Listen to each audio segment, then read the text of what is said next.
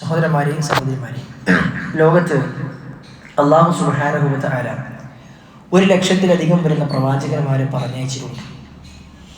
എല്ലാ പ്രവാചകന്മാരെയും പറഞ്ഞയച്ചതിൻ്റെ ഉദ്ദേശം ജനങ്ങൾക്ക് ഉപദേശം നൽകുക, അവരെ നന്നാകാൻ വിജയം പ്രാപിക്കാനുള്ള നിർദ്ദേശങ്ങൾ അവർക്ക് നൽകുക എന്ന ലക്ഷ്യത്താലാണ്.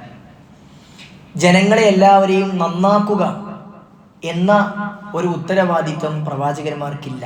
എന്ന് പറഞ്ഞാൽ തൻ്റെ പ്രബോധന സമൂഹമായ മുഴുവൻ ആളുകളെയും നന്നാക്കുക എന്ന ഒരു കഴിവ് പ്രവാചകന്മാർക്ക് ആർക്കുമില്ല. മറിച്ച് ആ ആളുകൾക്കെല്ലാം യഥാർത്ഥമായ സന്ദേശം, വിജയിക്കാനുള്ള കാര്യം പഠിപ്പിച്ചു കൊടുക്കുക, അതിലേക്ക് ക്ഷണിക്കുക എന്നുള്ളതാണ് പ്രവാചകന്മാർ അഖിലവും നിർവഹിച്ച ദൗത്യം. അതിൽ പ്രവാചകന്മാരുടെ വിളിക്കുത്തരം നൽകി വമിൻഹും മൻ ഹദല്ലാഹ്, അല്ലാഹു സുബ്ഹാനഹു വ തആല ഹിദായത്ത് നൽകിയ, ഹിദായത്ത് ലഭിച്ച, സന്മാർഗം പ്രാപിച്ച ആളുകൾ അവരുടെ കൂട്ടത്തിൽ ഉണ്ടായിരുന്നു.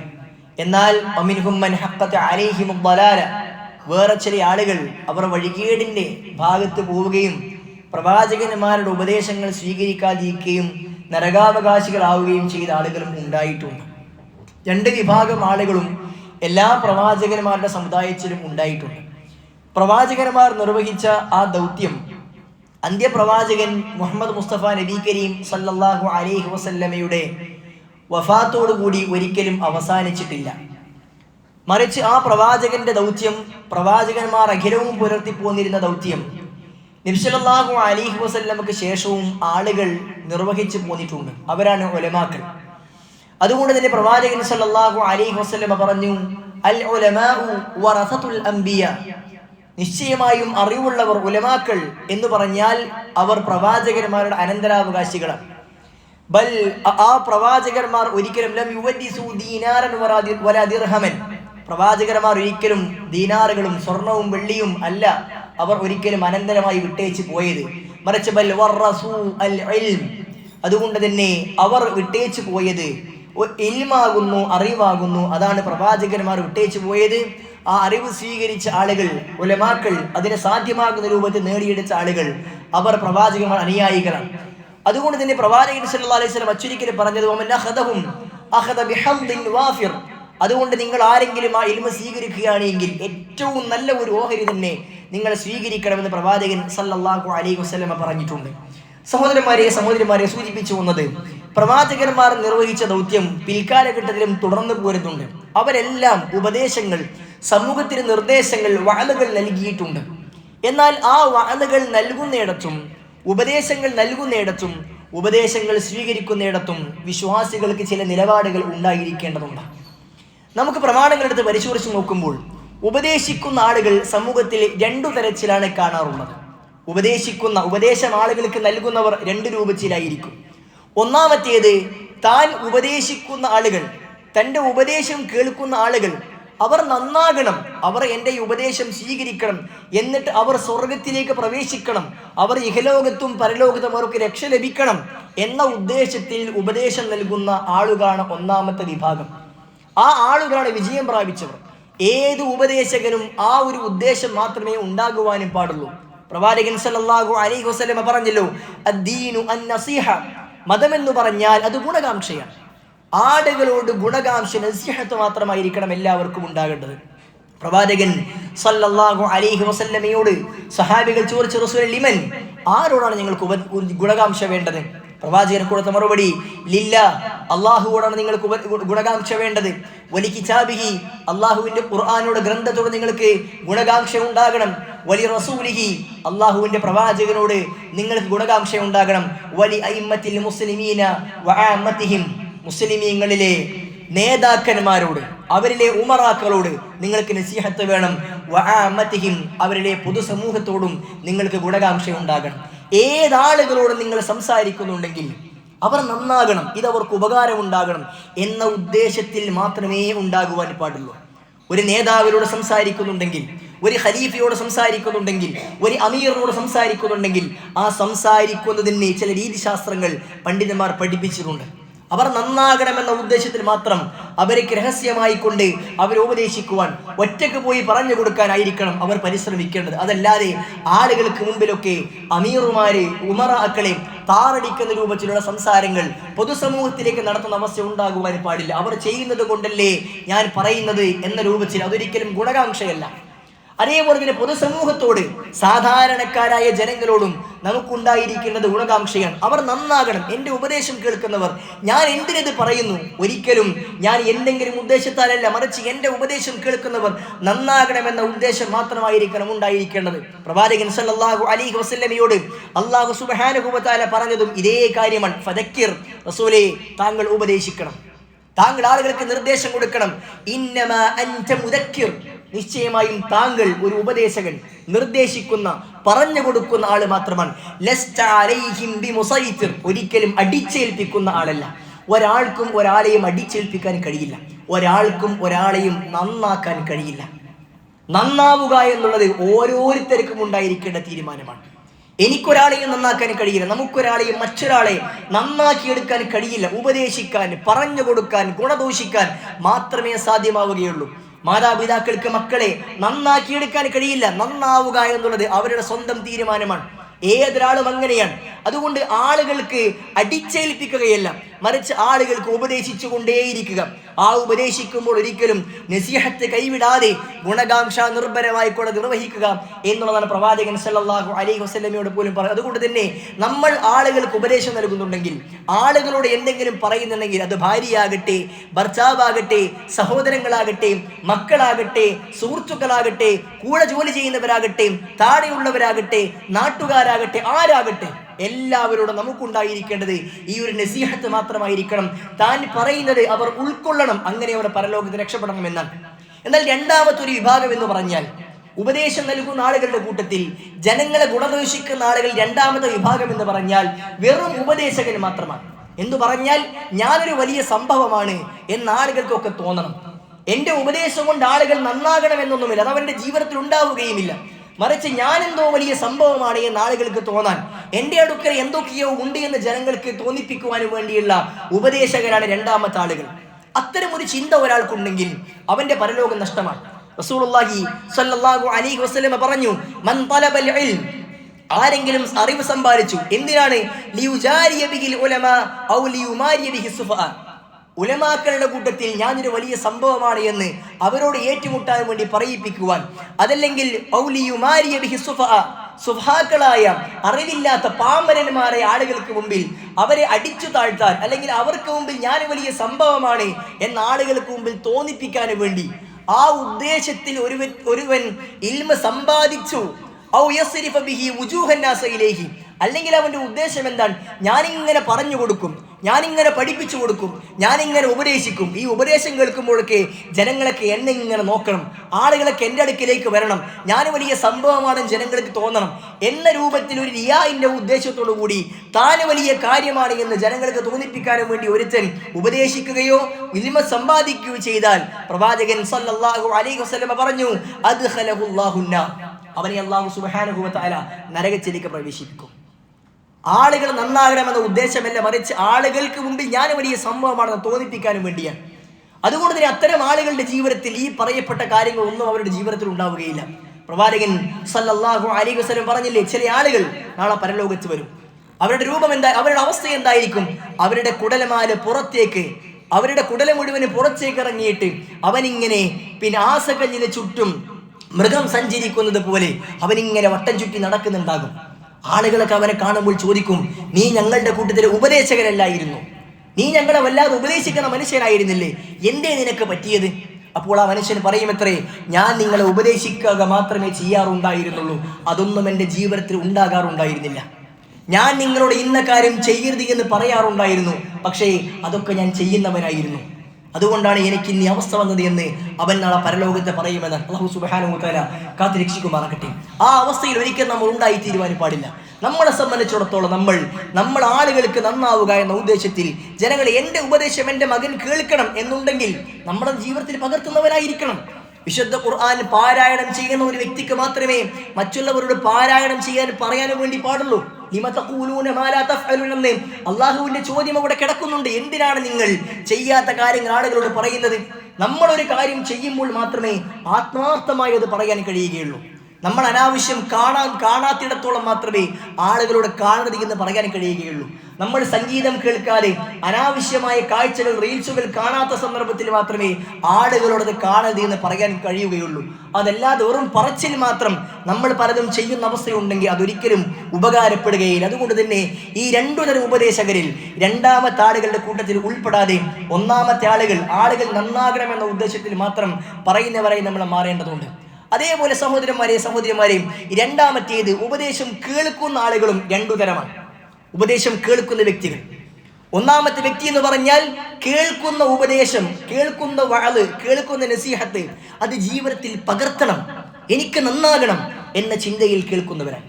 അത്തരം ആളുകളെ സംബന്ധിച്ചിടത്തോളം കേൾക്കുന്ന ഉപദേശങ്ങൾ എത്ര ഗൗരവത്തിലായിരുന്നാലും ശരി, അത് എത്ര നിസാരമായ രൂപത്തിലായിരുന്നാലും ശരി, അത് എന്നെക്കുറിച്ചാണല്ലോ എന്ന ചിന്തയാണ് അവർക്കുണ്ടാവുക. എന്നെക്കുറിച്ചാണല്ലോ ഈ പറയുന്നത് എന്ന ചിന്തയാണ് അവർക്കുണ്ടാവുക. എന്ത് കാര്യം പറഞ്ഞാലും അത് തൻ്റെ ജീവിതത്തിലുള്ളതാണ് എങ്കിൽ ആ പറയപ്പെട്ട പ്രവൃത്തിയെ ജീവിതത്തിലേക്ക് തട്ടിച്ചു വെച്ചുകൊണ്ട് എനിക്ക് നന്നാകണം, അത് എന്നെക്കുറിച്ചാണല്ലോ, അത് ഞാൻ ഒഴിവാക്കണമെന്ന ചിന്തയായിരിക്കും അവർക്കുണ്ടാവുക. അവരെക്കുറിച്ചാണ് അല്ലാഹു സുബ്ഹാനഹു വ തആല വിശുദ്ധ ഖുർആനിൽ സൂറത്തുൽ അലയിൽ പഠിപ്പിച്ചത്. പ്രവാചകൻ സല്ലല്ലാഹു അലൈഹി വസല്ലമയുടെ ഫദക്കിർ ഇൻ നഫഅത്തി ദിക്റ, റസൂലേ താങ്കൾ ഉപദേശിക്കണം, താങ്കളുടെ ഉപദേശം അത് ഉപകാരപ്പെട്ടേക്കാം. ആർക്ക്? സയദ്ദക്കറു മൻ യഖ്ശ, പടച്ച റബ്ബിനെ പേടിക്കുന്ന ആളുകൾ അവർക്കത് ഉപകാരപ്പെടും. അവർ ഇതിനെക്കുറിച്ച് ചിന്തിക്കും. എന്നിട്ട് അവർ അവരുടെ ജീവിതത്തിൽ മാറ്റങ്ങൾ ഉണ്ടാക്കും. ഒരു ഹറാമ ഞാൻ ചെയ്യുന്നുണ്ടെങ്കിൽ, ആ ചെയ്യുന്ന പ്രവൃത്തിയെക്കുറിച്ച് എന്നോട് നേരിട്ടത് ചെയ്യരുത് എന്ന് പറഞ്ഞാലും, അതല്ലെങ്കിൽ ഞാൻ ചെയ്യുന്ന പ്രവൃത്തിയെക്കുറിച്ച് മറ്റൊരാൾ പരോക്ഷമായി അതിനെ സൂചിപ്പിച്ചാലും അത് എന്നെക്കുറിച്ചാണ് എന്ന ചിന്തയായിരിക്കും അവർക്കുണ്ടാവുക. അതുകൊണ്ട് ഞാനത് തിരുത്തേണ്ടതുണ്ട് എന്ന ചിന്തയുണ്ടാകും. നന്നാകേണ്ട ഉപദേശങ്ങൾ പറഞ്ഞു കൊടുത്തു കഴിഞ്ഞാൽ, അതേപോലെ തന്നെ ഒരു ഇബാദത്തിനെ കുറിച്ച് പറഞ്ഞു കഴിഞ്ഞാൽ, ഒരു ദിക്റിനെ കുറിച്ച് പറഞ്ഞു കഴിഞ്ഞാൽ അതെന്റെ ജീവിതത്തിൽ കൊണ്ടുവരണം. ആ ദിക്ർ എനിക്ക് ചൊല്ലണം, ആ നമസ്കാരം ഞാൻ നിർവഹിക്കണം, നമസ്കാരത്തിൽ ശ്രദ്ധയുണ്ടാകണം എന്നിങ്ങനെ സ്വന്തം ജീവിതത്തിലേക്ക് തട്ടിച്ചുകൊണ്ട് എനിക്ക് നന്നാകണമെന്ന ചിന്തയായിരിക്കും അവരുണ്ടാവുക. അവരെ സംബന്ധിച്ചിടത്തോളം ചുറ്റുഭാഗം ഒരു വിഷയമേ ആയിരിക്കില്ല. അവന് ചുറ്റുഭാഗം ഒരു വിഷയമേ ആയിരിക്കില്ല. ആളുകൾ എന്നെ കുറിച്ച് എന്ത് വിചാരിക്കും എന്നത് അവരൊരു ചിന്തയേ ഉണ്ടാവുകയില്ല. ഞാൻ ഇപ്പോൾ നന്നായി കഴിഞ്ഞാൽ എൻ്റെ കൂടെയുള്ള ആളുകൾ എന്നെ കുറിച്ച് പലതും പറയില്ലേ, നീയാണോ നന്നായത്, നീ എന്താ ഇങ്ങനെ പറയുന്നത്, ഇന്നലെ വരെ നീ അങ്ങനെ പറഞ്ഞവനല്ലേ, എന്നിങ്ങനെയുള്ള ചിന്തകളും ചോദ്യങ്ങളും എന്നെ കുറിച്ചുണ്ടാവില്ലേ എന്ന ഒരു ചിന്ത തന്നെ അവനുണ്ടാവുകയില്ല. മറിച്ച് എനിക്ക് നന്നാകണമെന്ന ഒരൊറ്റ ഉദ്ദേശം മാത്രമാണ്. പ്രവാചകൻ സല്ലല്ലാഹു അലൈഹി വസല്ലമയുടെ സഹാബികളെല്ലാം അങ്ങനെ നന്നായവരാണ്. അവരുടെ കുടുംബത്തിൽ എതിർപ്പുകൾ ഉണ്ടായിരുന്നു, അവരുടെ സുഹൃത്ത് വലയത്തിൽ എതിർപ്പുകൾ ഉണ്ടായിരുന്നു, അവരുടെ നാട്ടിൽ എതിർപ്പുകൾ ഉണ്ടായിരുന്നു. പലതരം തോന്നിവാസങ്ങൾ, തിന്മകൾ ജീവിതത്തിൽ ചെയ്തിരുന്ന, തിന്മകൾ മാത്രം ചെയ്തിരുന്ന ആളുകൾ റസൂലുള്ളാഹി സല്ലല്ലാഹു അലൈഹി വസല്ലമയുടെ ഉപദേശങ്ങൾ കേട്ട് നന്നായപ്പോൾ അവർക്ക് വേറെ ചിന്തയുണ്ടായിരുന്നില്ല. പരലോകത്തെക്കുറിച്ചുള്ള ബോധ്യം മാത്രമായിരുന്നു അവരുടെ മനസ്സിലുണ്ടായിരുന്നത്. അത്തരം ആളുകളുടെ കൂട്ടത്തിലായിരിക്കും നമ്മൾ ഉണ്ടായിരിക്കേണ്ടത്. അവർക്ക് എപ്പോഴും ഏത് ഉപദേശം കേൾക്കുമ്പോഴും അതെന്നെക്കുറിച്ചാണ് എന്ന ചിന്തയുണ്ടാകും. എന്നാൽ രണ്ടാമതൊരു വിഭാഗമുണ്ട് ഉപദേശം കേൾക്കുന്നവരുടെ കൂട്ടത്തിൽ. രണ്ടാമത്തെ വിഭാഗം എന്ന് പറഞ്ഞാൽ ഒരിക്കലും നന്നാകാൻ തീരുമാനമില്ലാത്തവരാണ്. അവരെ സംബന്ധിച്ചിടത്തോളം ഏത് ഉപദേശം കേൾക്കുമ്പോഴും എന്ത് പറയുമ്പോഴും അത്തരം ആളുകളുടെ മനസ്സിൽ വരുന്നത് ഇത് അവനെക്കുറിച്ചാണ്, ഇതെന്നെക്കുറിച്ചല്ല, ഇത് അവനെക്കുറിച്ചാണ് എന്ന രൂപത്തിലുള്ള ചിന്തയാണ് ഉണ്ടാവുക. മറ്റുള്ളവരിലേക്ക് മാത്രം തട്ടിച്ചു നോക്കുന്ന, ഏതു കാര്യവും തൻ്റെ ജീവിതത്തിലേക്ക് തട്ടിച്ചു നോക്കാതെ, തന്നെക്കുറിച്ച് ചിന്തിക്കാതെ മറ്റുള്ള ആളുകളുടെ ജീവിതത്തിലേക്ക് തട്ടിച്ചു വെച്ച് നോക്കുന്ന അവസ്ഥയായിരിക്കും അവരുണ്ടാവുക. അതുകൊണ്ട് തന്നെ ആരൊക്കെ ഉപദേശിച്ചു കഴിഞ്ഞാലും അതൊന്നും എന്നെ ബാധിക്കുന്ന വിഷയമല്ല എന്നായിരിക്കും. ചിലപ്പോൾ ഉപദേശിക്കുന്ന വ്യക്തിയുടെ വലിപ്പമായിരിക്കും. ഇവനാരാ എന്നെ ഉപദേശിക്കുവാൻ, ഇത്ര ചെറിയവൻ, ഞാൻ ഇത്രയും വലിയവനല്ലേ, അല്ലെങ്കിൽ ഞാൻ വലിയ സമ്പന്നനല്ലേ, ഓൻ നിസാരക്കാരനല്ലേ, ഓനാരാ എന്നെ ഉപദേശിക്കാൻ എന്ന ചിന്തയാണ് അവർക്കുണ്ടാവുക. അതുകൊണ്ട് തന്നെ അവരുടെ മനസ്സിൽ കടന്നു വരുന്നത് എപ്പോഴും അഹങ്കാരമായിരിക്കും. ഒരിക്കലും നല്ല നസീഹത്ത് അവരുടെ മനസ്സിലുണ്ടാവുകയില്ല. അതുകൊണ്ട് തന്നെ അവർക്കൊരിക്കലും നന്നാകുവാനും സാധ്യമാവുകയില്ല. അല്ലാഹു സുബ്ഹാനഹു വ തആല സൂറത്തുൽ അഅലയിൽ തുടർന്ന് പറഞ്ഞത് അത്തരം ആളുകളെ കുറിച്ചാണ്. വയതജന്നബുഹ അൽ അഷ്ഖ, ഉപദേശം നൽകുമ്പോൾ പ്രവാചക താങ്കളുടെ ഉപദേശങ്ങളിൽ നിന്ന് അകന്നു പോകുന്ന ആളുകൾ, വയതജന്നബുഹ അതിൽ നിന്നും അകന്നു പോകുന്നവർ, അൽ അഷ്ഖ അവർ ഹതഭാഗ്യവരാണ്, അവർ ഭാഗ്യം കെട്ടവരാണ്, ദൗർഭാഗ്യവാന്മാരാണ്. അല്ലദീ യസ്ലൻ നാറൽ കുബ്ര, അത്തരം ആളുകൾ വലിയ അഗ്നികുണ്ടാരത്തിൽ നരകത്തിൽ അവർ കടന്നെരിയുമെന്ന് അല്ലാഹു സുബ്ഹാനഹു വ തആല അത്തരം ആളുകളെ കുറിച്ചാണ് പറഞ്ഞത്.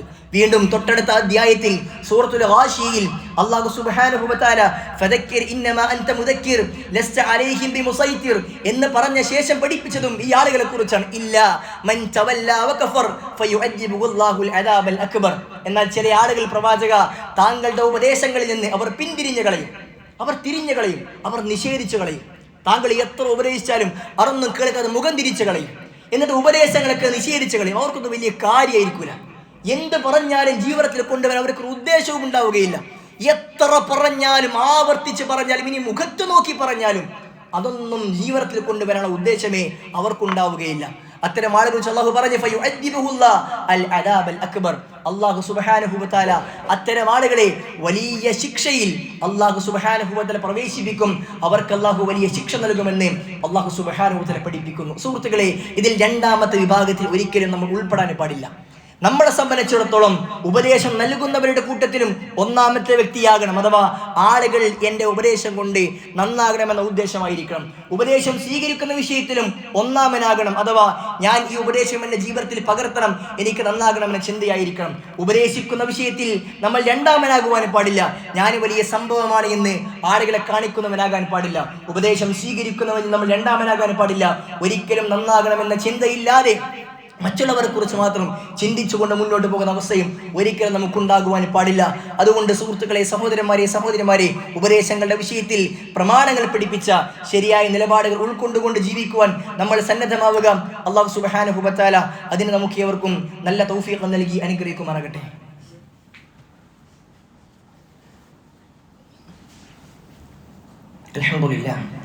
അൽഹംദുലില്ലാഹി റബ്ബിൽ ആലമീൻ. അല്ലാഹുമ്മ സല്ലി വസല്ലിം വബാരിക് അലാ മുഹമ്മദിൻ വഅലാ അലി മുഹമ്മദ്.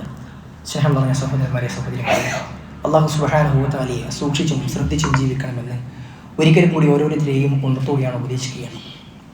അല്ലാഹു സുബ്ഹാനഹു വ തആല വർഷത്തിൽ 4 മാസങ്ങളെ പുണ്യമായി തിരഞ്ഞെടുത്തിട്ടുണ്ട് എന്ന് വിശുദ്ധ ഖുർആനിൽ 9-ാം അധ്യായം സൂറത്ത് തൗബയുടെ 36-ാമത്തെ വചനത്തിൽ പഠിപ്പിച്ചിട്ടുണ്ട്. ഇന്ന ഇദ്ദത ശുഹൂരി ഇൻദല്ലാഹി 12 ശഹ്റൻ ഫീ കിതാബില്ലാഹ് യൗമ ഖലഖസ് സമാവാതി വൽ അർദ് മിൻഹാ അർബഅത്തുൻ ഹുറും. ആകാശഭൂമികൾ പടക്കുന്ന അന്ന് മുതൽ റബ്ബിന്റെ അടുക്കൽ മാസങ്ങൾ 12ഉം അതിൽ 4 പവിത്രവുമാണ്. ആ പവിത്രമായ മാസങ്ങൾ റസൂൽ സല്ലല്ലാഹു അലൈഹി വസല്ലം പഠിപ്പിച്ചു. സലാസുൻ മുതവാലിയാത്ത്, 3 മാസങ്ങൾ തുടരെ വരുന്നതാണ്. ദുൽഖഅദ, ദുൽഹിജ്ജ, മുഹറം എന്നീ മാസമാണ്. 4-ാമത്തേത് റജബ്, മുദർ ഗോത്രം പവിത്രമായി കണ്ടിരുന്ന റജബ് മാസമാണ് എന്ന് റസൂൽ സല്ലല്ലാഹു അലൈഹി വസല്ലം പഠിപ്പിച്ചു. സഹോദരന്മാരെ, ആ റജബ് മാസത്തിലാണ്, അതിൻ്റെ അവസാനത്തിലാണ് നമ്മളുള്ളത്. റജബ് മാസം എന്ന് പറഞ്ഞാൽ പ്രവാചകൻ സല്ലല്ലാഹു അലൈഹി വസല്ലം പറഞ്ഞതും ഇസ്ലാമിക പ്രമാണങ്ങളെ പരിശോധിച്ച് നോക്കുമ്പോഴും അതിൻ്റെ പ്രത്യേകത എന്ന് പറഞ്ഞാൽ യുദ്ധം നിഷിദ്ധമാക്കപ്പെട്ട 4 മാസങ്ങളിൽ ഒന്നാണ് ഇത് എന്നത് മാത്രമാണ്. അതിനപ്പുറത്ത് ആ മാസത്തിൽ എന്തെങ്കിലും ഒരു പ്രത്യേകത നബി സല്ലല്ലാഹു അലൈഹി വസല്ലമയും കൽപ്പിച്ചിട്ടില്ല, പ്രവാചകന്റെ സഹാബികളും കൽപ്പിച്ചിട്ടില്ല, ഉത്തമ നൂറ്റാണ്ടിൽപ്പെട്ട സലഫ് സ്വാലിഹുകളും പഠിപ്പിച്ചിട്ടില്ല, അതിനുശേഷം ജീവിച്ച ഖലഫുകളായ ആളുകളും പഠിപ്പിച്ചിട്ടില്ല. എന്നാൽ പണ്ടുകാലം മുതൽ തന്നെ റജബ് മാസത്തെ ഒരു പോരിശിയായി കണ്ട് അതിൻ്റെ പേരിൽ ഒരുപാട് ഫضലുകൾ പറയുന്ന അവസ്ഥാവിശേഷങ്ങൾ മുൻകാലഘട്ടം മുതലേ നടന്നു പോയിട്ടുണ്ട്. അതുകൊണ്ട് തന്നെ അത്തരം കാര്യങ്ങൾ പ്രചരിക്കപ്പെട്ടതിനാൽ മഹാനായ ഇബ്നു ഹജർ അസ്ഖലാനി റഹ്മത്തുള്ളാഹി അലൈഹി ഷാഫിഈ മദ്ഹബിലെ വലിയ പണ്ഡിതനാണ്. അദ്ദേഹം തബീനുൽ അജബ് ഫീ ഫളി ശഹ്രി റജബ്, റജബ് മാസത്തിന്റെ ശ്രേഷ്ഠത വിവരിക്കുന്ന വിഷയത്തിൽ അതിലെ അത്ഭുതങ്ങൾ വ്യക്തമാക്കുന്നത് എന്ന ഒരു വിഷയത്തിൽ ഒരു കിതാബ് തന്നെ അദ്ദേഹം ആ വിഷയത്തിൽ അദ്ദേഹം രചിക്കുകയുണ്ടായി. എന്നിട്ട് അതിൽ റജബ് മാസവുമായി കൊണ്ട് ബന്ധപ്പെട്ട് ഉദ്ധരിക്കപ്പെടുന്ന, അതിൻ്റെ ഫضല് പറഞ്ഞുകൊണ്ട് ഉദ്ധരിക്കപ്പെടുന്ന ഒരുപാട് ദുർബലവും കെട്ടിച്ചമച്ചതുമായ ഹദീസുകളെല്ലാം കൊണ്ടുവന്നുകൊണ്ട് അതിനെ ദുർബലതകൾ പഠിപ്പിക്കുകയും എന്നാൽ ഉള്ള ശ്രേഷ്ഠതകൾ മാത്രം പറഞ്ഞുകൊണ്ട് ഇത്ര മാത്രമാണ് ഈ വിഷയത്തിൽ ഉള്ളത് എന്ന് അവിടെ ബോധിപ്പിക്കുകയുമാണ് ചെയ്തത്. അതുകൊണ്ട് തന്നെ അദ്ദേഹം പറഞ്ഞു, ഈ മാസത്തിൽ എന്തെങ്കിലും പ്രത്യേകത കൽപ്പിക്കുന്നവർ, ഈ മാസത്തിൽ എന്തെങ്കിലും പ്രത്യേക നോമ്പ് നിയമമാക്കുന്നവർ, ഈ മാസത്തിൽ പ്രത്യേക നമസ്കാരം ഹാസാക്കുന്ന ആളുകൾ തുടങ്ങി ഏതൊരു കാര്യത്തിനും ലാ യസ്ലുഹു ഫീഹി ഹദീസുൻ സഹീഹുൻ യസ്ലുഹു ലിൽ ഹുജ്ജ, ആ വിഷയത്തിലൊന്നും സ്വഹീഹായ രൂപത്തിൽ സ്വീകാര്യോഗ്യമായ രൂപത്തിൽ ഒരു ഹദീസും ലഭിച്ചിട്ടില്ല എന്ന് അദ്ദേഹം പറഞ്ഞിട്ടുണ്ട്. എന്നാൽ നമ്മുടെ നാട്ടിൽ റജബ് മാസം എന്ന് കേൾക്കുമ്പോൾ തന്നെ ആളുകൾക്ക് ഓർമ്മ വരിക ഇസ്രാ മിഅ്റാജ് യാത്രയാണ്. റസൂൽ സല്ലല്ലാഹു അലൈഹി വസല്ലം മിഅ്റാജ് യാത്ര പോയത്, ഇസ്രാ മിഅ്റാജ് പോയത് റജബ് 27-നാണ് എന്ന ഒരു ധാരണയാണ് നമ്മുടെ നാട്ടിലെ ആളുകൾക്കൊക്കെ ഉള്ളത്. അതുകൊണ്ട് 27-ന്റെ അന്ന് ഒരു പ്രത്യേക നോമ്പ്, മിഅ്റാജ് നോമ്പ് എന്ന പേരിൽ ഒരു നോമ്പ് നോക്കുന്ന ഒരവസ്ഥ നമ്മുടെ നാട്ടിലുണ്ട്. എന്നാൽ ഈ നോമ്പിനെ കുറിച്ചും ഈ ദിവസത്തെക്കുറിച്ചും ഒക്കെ പണ്ഡിതന്മാർ പഠിപ്പിച്ചിട്ടുണ്ട്. നബി സല്ലല്ലാഹു അലൈഹി വസല്ലമ ഇസ്രാ മിഅ്റാജ് യാത്ര 51-ാമത്തെ വയസ്സിൽ പോയി എന്നൊരു സത്യമാണ്. പ്രവാചകൻ സല്ലല്ലാഹു അലൈഹി വസല്ലമ ശരീരം കൊണ്ട് തന്നെ പോയി എന്നതും സത്യമാണ്. ചില ആളുകളൊക്കെ ജൽപ്പിക്കുന്നത് പോലെ അത് സ്വപ്നത്തിൽ പോയതല്ല. റസൂൽ സല്ലല്ലാഹു അലൈഹി വസല്ലം മക്കയിൽ നിന്ന് മദീനയിലേക്ക് ബുറാഖെന്ന വാഹനം, മക്കയിൽ നിന്ന് മസ്ജിദുൽ അഖ്സയിലേക്ക് ബുറാഖെന്ന വാഹനത്തിലും അവിടെ നിന്ന് മുകളിലേക്ക് ജിബ്രീലിന്റെ കൂടെയും പോയി എന്നൊരു സത്യമായ ഒരു കാര്യമാണ്. ആ യാത്രയിലാണ് 5 നേര നമസ്കാരം നമുക്ക് നിർബന്ധമായി ലഭിച്ചത്. ആ യാത്ര റജബ് 27-നാണ് നടന്നത് എന്ന് പ്രവാചകൻ സല്ലല്ലാഹു അലൈഹി വസല്ലം പറഞ്ഞിട്ടില്ല. അന്നാണ് നടന്നത് എന്ന് പ്രവാചകൻ സഹാബികളും പഠിപ്പിച്ചിട്ടില്ല. അതുകൊണ്ട് തന്നെ ആ യാത്രയിൽ നമസ്കാരം കിട്ടി എന്ന പ്രത്യേകതക്കപ്പുറത്ത് ആ ദിവസത്തിന് എന്തെങ്കിലും ഒരു പ്രത്യേകത കൽപ്പിച്ചതായി നമുക്ക് ഹദീസുകളിൽ കാണാൻ കഴിയില്ല. അങ്ങനെ ഉണ്ടായിരുന്നെങ്കിൽ റസൂൽ സല്ലല്ലാഹു അലൈഹി വസല്ലം 51-ാം വയസ്സിൽ യാത്ര പോയി 63-ാം വയസ്സിൽ മരിക്കുമ്പോൾ 12 റജബുകളെങ്കിലും ചുരുങ്ങിയത് കടന്നുപോയിട്ടുണ്ട്. ആ 12 വർഷങ്ങളിൽ ഏതെങ്കിലും ഒരു ദിവസം പ്രവാചകൻ സല്ലല്ലാഹു അലൈഹി വസല്ലം നോമ്പെടുത്തത് നമുക്ക് ഹദീസിൽ കാണാൻ കഴിയും. 12 വർഷം തുടർന്ന് പോയിട്ട് അതൊന്നും ചെയ്തത് കാണാൻ കഴിയില്ല. അല്ലെങ്കിൽ പ്രവാചകൻ സഹാബികൾ ചെയ്ത് നമുക്ക് കാണാൻ കഴിയും. അങ്ങനെ ഒന്നും നമുക്ക് കാണാൻ കഴിയാത്തത് കൊണ്ട് തന്നെ അങ്ങനെ ഇല്ല എന്ന് മനസ്സിലാക്കേണ്ടതുണ്ട്. ആ ദിവസമല്ല എന്ന് നമുക്ക് ബോധ്യപ്പെടും. മാത്രമല്ല ഏത് ദിവസമാണ് എന്ന് പ്രവാചകൻ സഹാബികൾ പഠിപ്പിച്ചു തന്നിട്ടില്ല. എന്നാൽ 27-ന്റെ അന്നാണ് അത് നടന്നത് എന്ന് ചില ഖുസ്സാസുകൾ, കഥ പറയുന്ന ആളുകൾ, അവരുടെ കഥയ്ക്ക് പൊലിവ് കൂട്ടാൻ വേണ്ടി ചില ആളുകളൊക്കെ അത്തരം കാര്യങ്ങൾ പ്രചരിപ്പിച്ചു വെച്ചിട്ടുണ്ട്. എന്നാൽ അത്തരം പ്രചരണങ്ങൾക്ക് യാതൊരുവിധ തെളിവും ഇല്ല എന്ന് പണ്ഡിതന്മാർ നമുക്ക് പഠിപ്പിച്ച് നൽകിയിട്ടുമുണ്ട്. റജബ് മാസത്തിലാണ് ഇത് നടന്നത് എന്ന് പറയുന്ന വിഷയത്തെക്കുറിച്ച് മഹാനായ ഇബ്നു അത്താർ ശാഫിഈ റഹിമഹുല്ലാ, ശാഫിഈ മദ്ഹബിലെ പ്രമുഖനായ പണ്ഡിതൻ, നമ്മുടെ നാട്ടിലെ ആളുകളൊക്കെ ഞങ്ങൾ ശാഫിഈ മദ്ഹബുകാരാണ് എന്ന് പറഞ്ഞു നടക്കുന്ന ആളുകളാണ് ഈ ദിവസത്തിൽ നോമ്പെടുക്കാറുള്ളത്. പക്ഷേ ശാഫിഈ മദ്ഹബിൽപ്പെട്ട മഹാനായ പണ്ഡിതൻ ഇബ്നു അത്താർ പറയുന്നു, റജബുൻ ലൈസ ഫീഹി ശൈഉൻ മിൻ ദാലിക അൽ ഫളാഇൽ. റജബ് മാസത്തിന്റെ വിഷയത്തിൽ, ഫളലുകളുടെ വിഷയത്തിൽ ഒന്നും വന്നിട്ടില്ല. മറ്റു മാസങ്ങളിൽ നിന്ന് വിഭിന്നമായി കൊണ്ട് എന്തെങ്കിലും ഒരു വലിയ പ്രത്യേകത ആ മാസത്തിൽ ഉള്ളതായിക്കൊണ്ട് ഒന്നും വന്നിട്ടില്ല. ഹറം, ആ മാസത്തിന് പ്രത്യേകതയുണ്ട്. യുദ്ധം നിഷിദ്ധമാക്കപ്പെട്ട ഹറാമായ മാസമാണെന്ന പ്രത്യേകതയുണ്ട്.